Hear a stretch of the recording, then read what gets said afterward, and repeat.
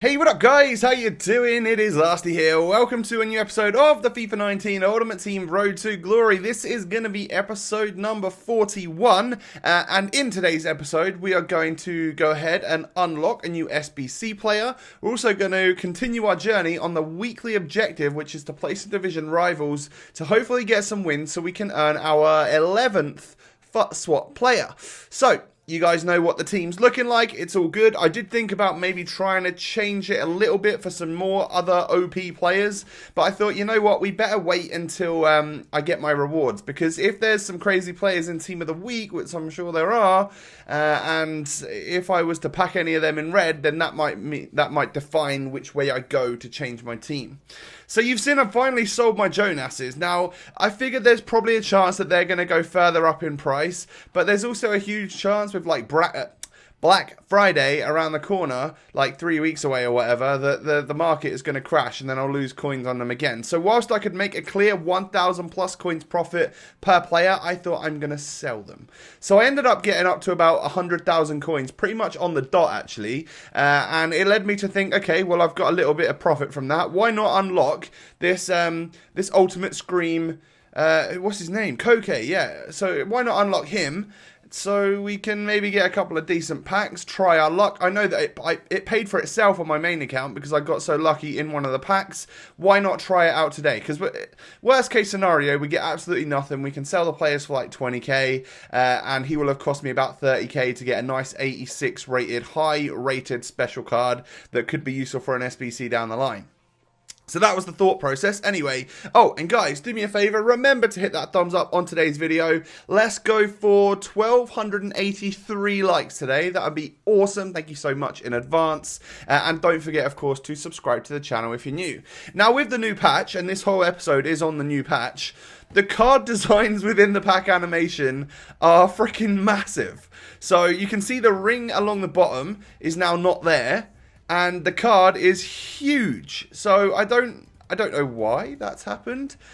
I'm okay with it, like, alright. What I do like the most, though, is that you can actually see the card a lot clearer when all this confetti and stuff is coming down. Because most of the confetti falls behind the card now, which is smart. You know, we needed that for the longest time. You could hardly see what you were packing most of the time. So that's pretty good, you know. And we have Koke. It cost me like 51,000 coins out of the 100 that I had to actually go ahead and complete him. And then we have 2 packs. So we have a mega pack and we have a prime gold players pack. Now, with this new pack animation, I don't know what a walkout is and what isn't, or if there's any changes and stuff like that. But what I do know is that when I don't see boards, I'm not getting boards. I'm getting Suso, which sucks. From a mega pack, that's a 35,000 coin pack. I would hope to get something a bit better than that, but so be it. That's just the way it is, you know, and we will move on. There's a whole bunch of players there, which I said to myself, from this SBC, I will sell all the players that I get, rather than keeping them in the club, because I want to see how much it cost me in total to unlock him. So once I've sold everything, you know, players, I'll keep the squad fitnesses and stuff, but once I've sold all the players and that, then that is exactly what I will do. I'll know how much it cost me. And how about that for the worst prime gold players pack you've ever seen in your entire life? Farfan. I was gutted. I got friggin' David Silva on my main account. 10 ratings higher than the one I got on this account. Absolute madness. We've been shafted. We've been absolutely shafted. So obviously it means that we've not profited from this SBC, but I reckon we will be able to make 20k from the players, and we'll be sort of all good.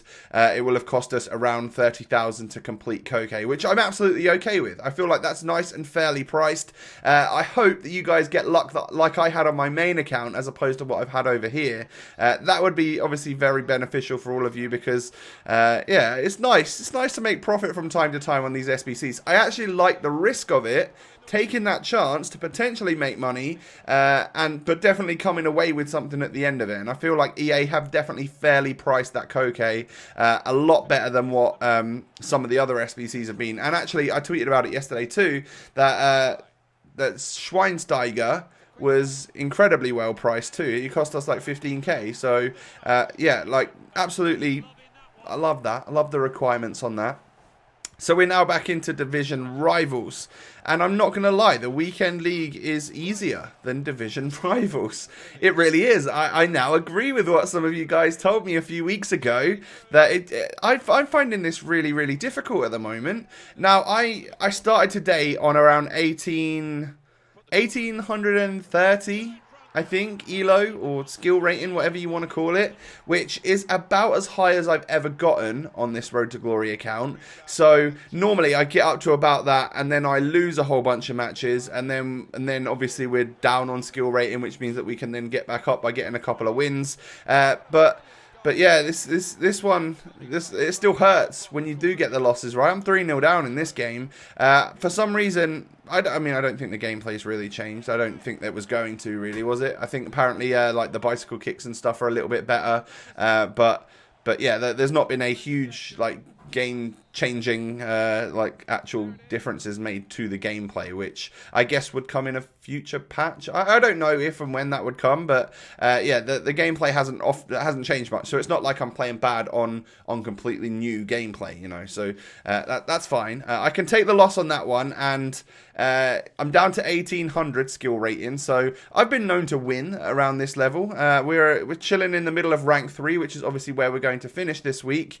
And next match we go into is a 4-3-3 number 3 Premier League squad. Nice looking team, lots of very OP, good players in there. You know, this guy has worked towards 1800 skill rating with a team like that, which is obviously, you know, quite doable. And what I would say is that this is one of the most, like, methodical possession-based players I've ever come up against.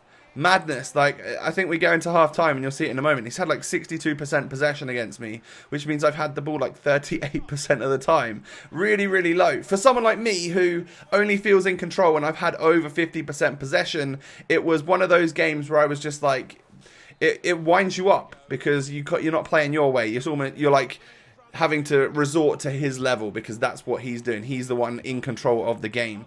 No idea how he didn't go 2-1 up with that attempt right there. It comes off the post and stuff. But look at that, half time. Really good pass accuracy and possession from my opponent. He's basically let me have nothing, but the one attempt I did have on target, I was able to score. Mbappe then completely fluffs a shot early doors in the second half. But I bring on Heung-min Son. Mbappe turns the defender nicely, plays it to Son. I hit him with the finesse shot.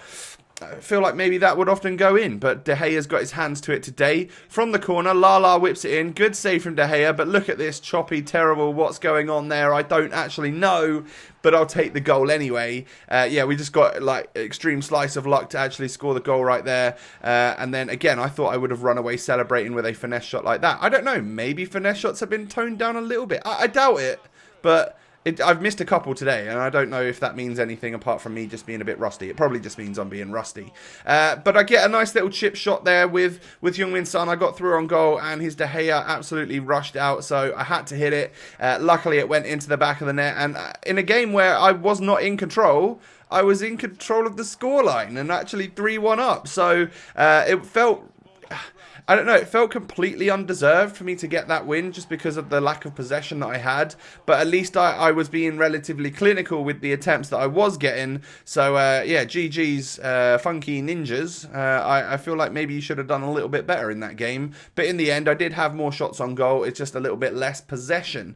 And I guess I did a bit better in the second half because I brought that possession stat up a little bit. But we get one of our wins. And, of course, that now pushes me back up to 1835 skill rating, which is literally my my kryptonite. We get another few points on the old Rivals rank score. A few things have sold. We're up to 65,000 coins when we started at 100.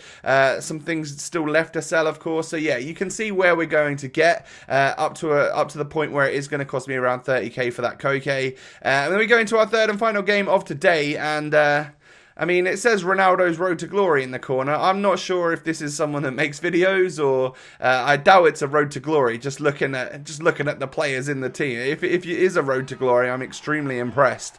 But yeah, Ronaldo's very ridiculous. 1 minute on the clock and he scored a header from a corner because you can't defend it. So that's not changed, just in case you were wondering. I do score a nice goal with Royce there. I hit it first time with a power shot as opposed to trying to finesse or anything or taking a touch and then finesses it. So it's just the case that I felt like the goalie was moving his way out. I could get a nice goal from there, and some good play led to me scoring the goal. But then Ronaldo gets through from kickoff and scores a finesse shot against me. I don't actually come up against Ronaldo that often. I feel like maybe that's like a Division 3, 2, 1, you know, those real top tier players have got him. And then of course, if you have a good form rating in the weekend league, you can sometimes match up against him as well. But it's not a common occurrence to come up against Cristiano Ronaldo, but when I do, it is so difficult. I find it very difficult to play against him. He's incredible in this game. You feel like you need to mark him with 2 men, and then when you do that, you leave someone else open and free.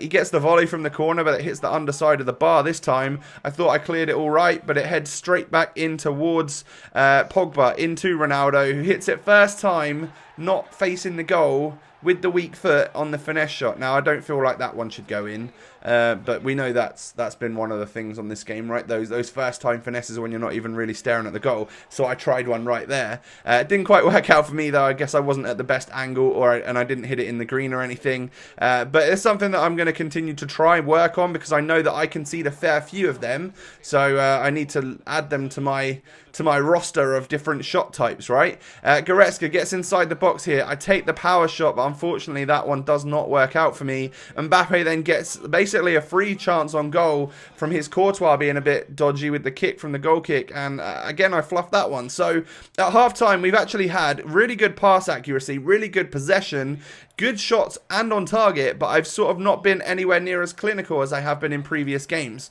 And I guess that kind of says something. Now Ronaldo gets himself an assist and Pogba gets himself a goal early doors in the second half. A nice ball in, and obviously a good finish there from the Frenchman. But I want to push back. I want to push up here, try and get myself a goal back into it. The kickoff attempt didn't quite work out for us, but we're still going to push on in this match. Fabinho plays it into Marco Reus, and that's a perfectly green time finesse. So obviously they haven't been nerfed too much, because I still don't think I should really be able to score that right there, but I did anyway.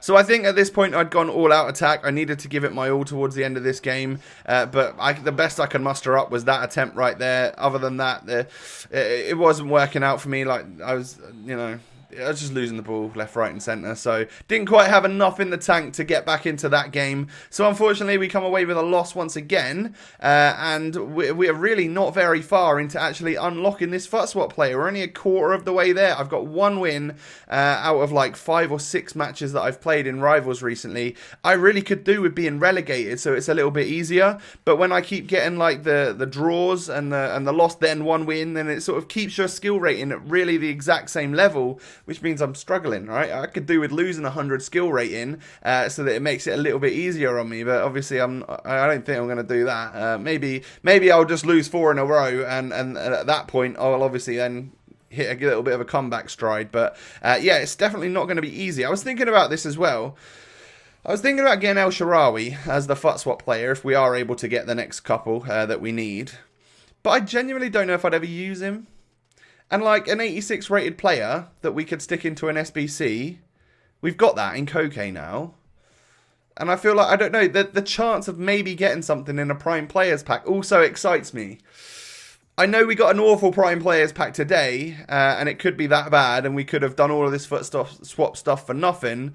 But like, is FUT swap going to start again this week with another batch? Like, they're labelled like October FUT swap. So does that mean we're getting it every month? If so, is El Shaarawy just going to be forgotten about and no one's going to care in absolutely no time? Do we just go for the pack? Do we get the tradable pack and hope that maybe we get something? I don't know. I'm really torn now. I'm actually really torn. Let me know what you're going to do down below in the comments section. Smash a thumbs up on the video. Like I said, if we can hit 1,283 likes, I think I said, that would be awesome. Let's go for that. Subscribe if you're new. Have a lovely day. I'll catch you next time, guys. Peace.